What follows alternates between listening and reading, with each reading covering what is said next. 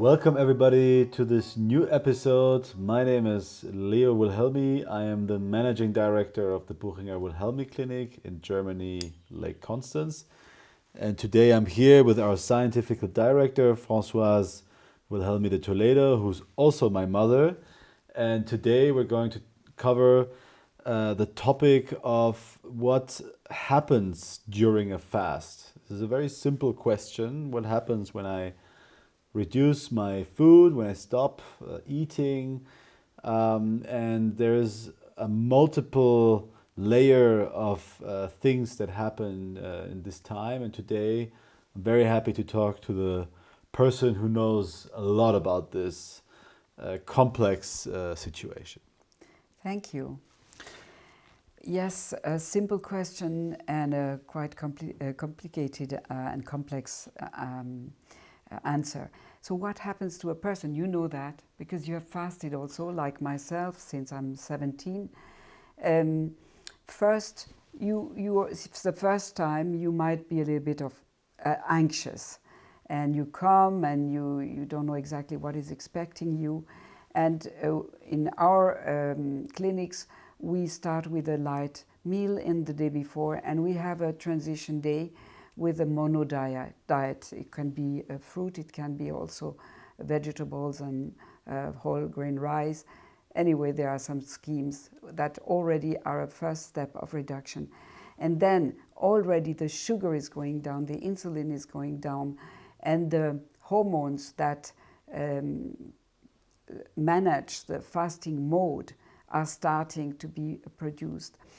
So the persons will adapt to the place, adapt to, to the decision of fasting.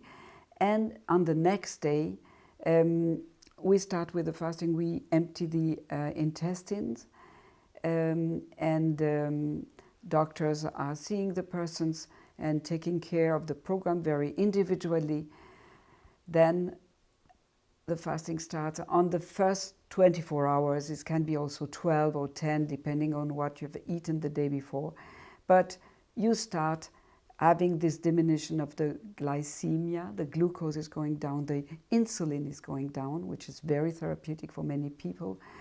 And at the same time, IGF-1, which is an insulin-like growth factor, the factors that stimulate the growth of cells and divisions of the cells diminish too. At the same time, you have new hormones who are taking over. This is the glucagon, will mobilize the glycogen, which is a sort of little sugar reserve you have in the liver for some hours. And then the human growth hormone will see, together with adrenaline and cortisol in some cases, that you mobilize the fats out of your adipose tissues, and you just let the glucose remain in the blood on the lower level of norm. So you have a real switch.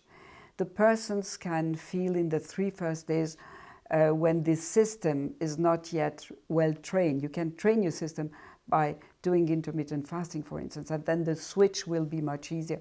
So the first, second, 3 first days, especially by the people fasting the first time, might be difficult. You might have, that. We've talked about this also in another episode, if you'd like to know more about that, about this special switching between the two metabolisms. Very interesting what you say. And you've talked a little bit about the mental switch into fasting, but also the physical switch, and then also the genetical switch in the production of different hormones. Very interesting. Well, clinically, you have sometimes a little headache, especially comes also from the stopping of the coffee and stopping of all the things you have eaten until now. You have sometimes a bit of fatigue, or you can be, in the contrary, extremely excited nights, for instance, having sleepiness and agitated nights, some low back pain, some these little things. When you're in a center specializing in long-term fasting, then we treat that very easily. We can ease that. And then after most of the time, 3 days, 4 days, there is something happening that you wake up in the morning and suddenly you feel the energy again. And this energy is going to last during the days after most of the time. And if you fast for a pathology, then you can have a lot of little individual topics having to do with your disease, not primarily with the fasting metabolism. All that goes most of the time well. The people have no hunger. Hunger disappears. They feel fit. They go for walks every day. They do gymnastics. They are concentrated. They're focused very often. Maybe not always on work which they don't like to do, but if they have to be creative, intuitive, and this is really sharp. So it's a situation of well-being. You have to take care of the people. They have to have a structured day with a lot of rituals and rules to follow. But then you come to the end of the fasting, maybe after 10 days, after 15 days or more. We have people who have fasted long periods. And there you have a new switch. You switch back to the previous metabolism. And this means you have to wake up your digestive system.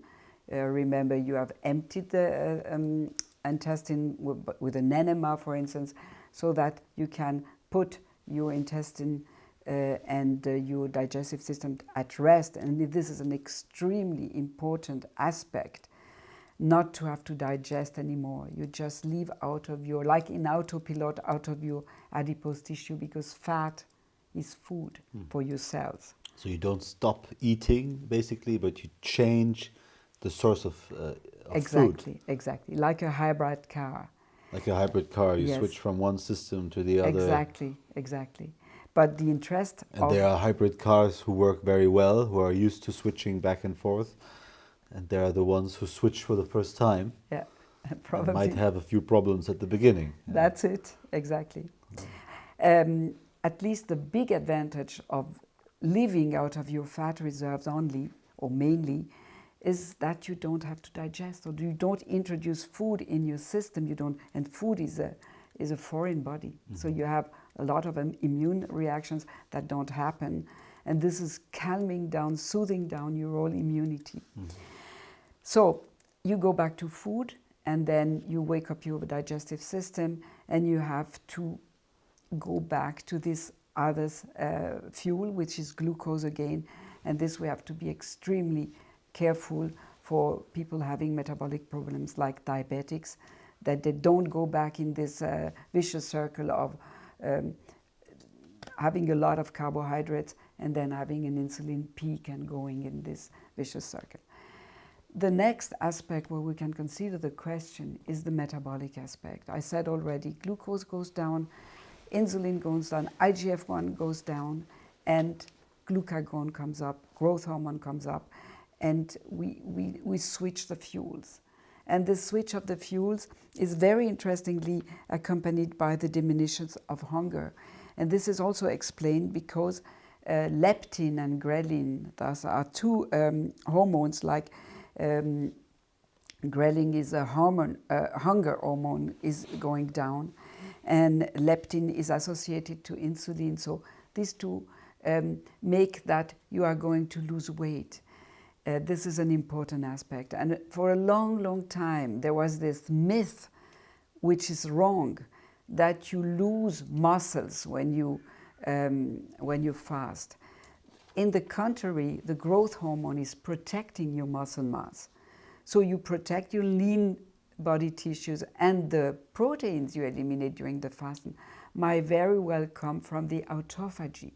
Autophagy is this wonderful mechanism of general cleaning of all the cells.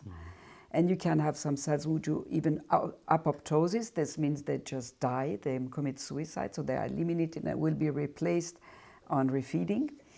But autophagy just takes membranes, even DNA pieces, all sorts of substances and structures of the cell that are damaged or old, and recycles it.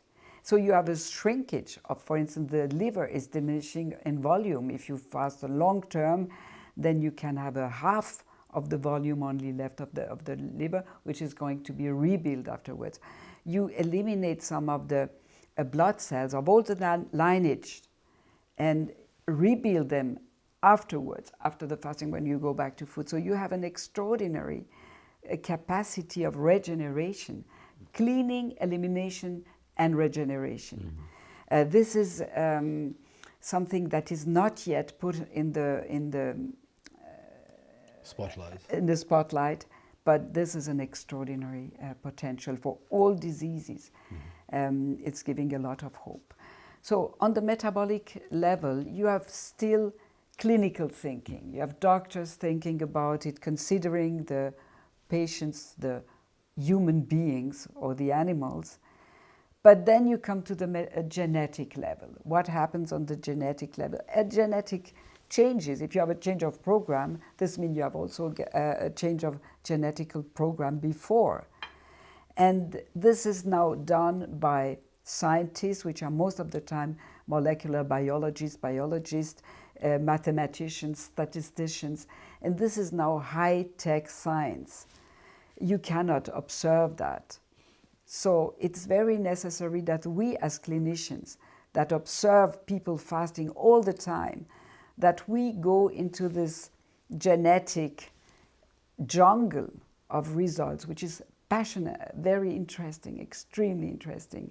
And it's a big, big reward for us to see how the mechanisms are we observe clinically. But it's very important when you have models that mathematical models to understand something, that the people who know the clinic come and say, okay, this is plausible or not. So we have to have both. Anyway, when you diminish the input of glucose in the body and of proteins, especially some amino acids, you have some genetical signaling pathways which are changing. The first one is the mTOR. You have a diminution of very important, which is called one of the aging pathways. And this is provoking, together with the ketosis, many of the therapeutical effects. You stop also a mechanism depending on sugar and glucose called the RAS. And you have also a very big change because fat burns with more oxygen than sugar. So you have a little enhancement of some substances which provoke a little oxidative stress, but it's a mild one, and this is also signaling the body, fuels are changing, and this is stimulating a lot of antioxidant power in the body. So you diminish oxidation, oxidative stress, and hence antioxidant potential of the body, and you diminish also the metabolic stress, so all the metabolic dysfunctions in the body. So you go in a direction, you make the body much more prone to resist to attacks like viruses, and there is a lot of research in the moment to try to see why people with metabolic disorder like obese people, diabetic type 2 people had more COVID, have more severe evolution of the diseases, sometimes died.